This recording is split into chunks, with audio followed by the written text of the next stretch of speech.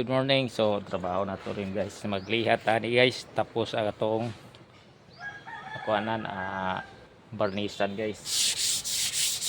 So muna trabaho rin guys.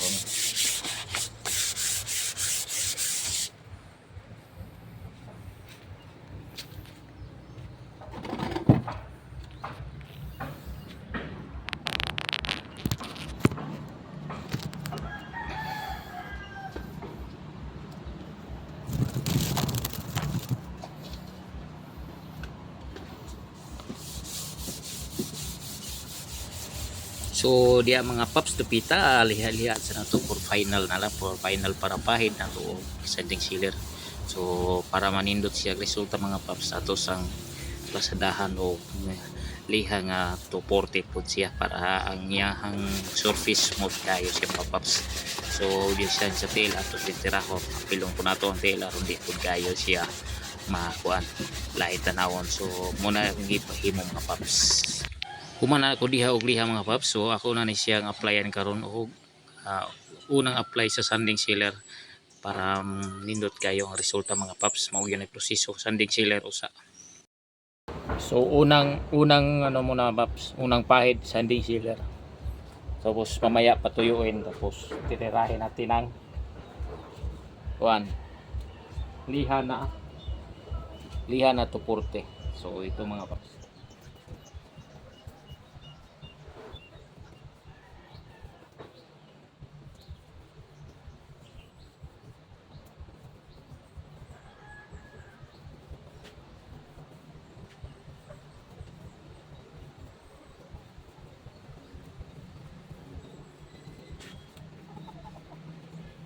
So ayan na mga paps, antayin muna natin na tapos ko na pahid ng unang pahid ng sanding sealer. So ngayon antayin na lang natin na matuyo siya kahit 30 minutes lang. Pagkatapos ng tuyo titirahin naman natin liha.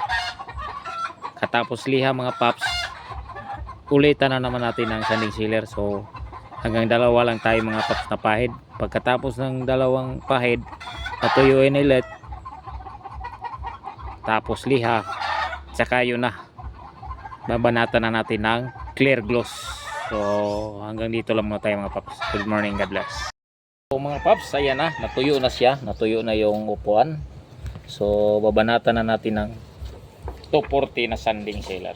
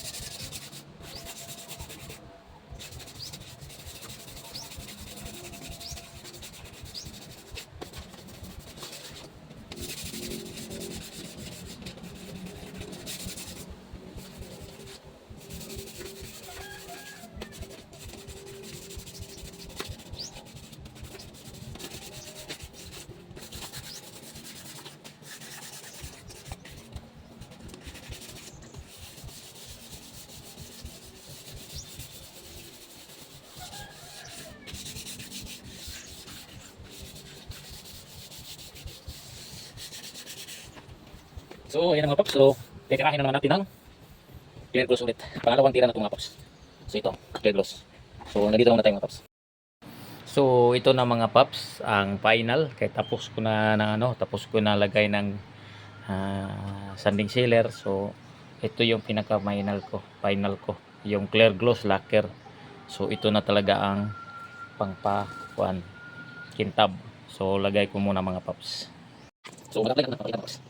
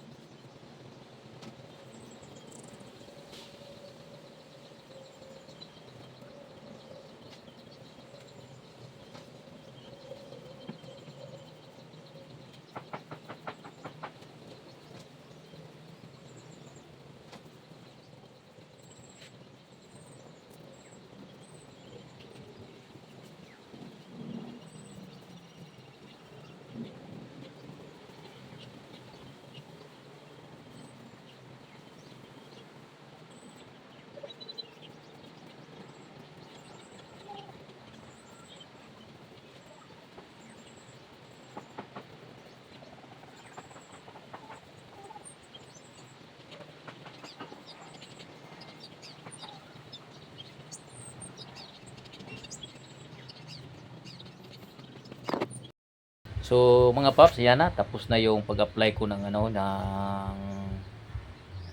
clear gloss sa upuan. Yan, makintab na siya. So antayin ko na lang mga paps na matuyo yung upuan ko na para may display na ulit sa dati niyang pwesto. Malagay na.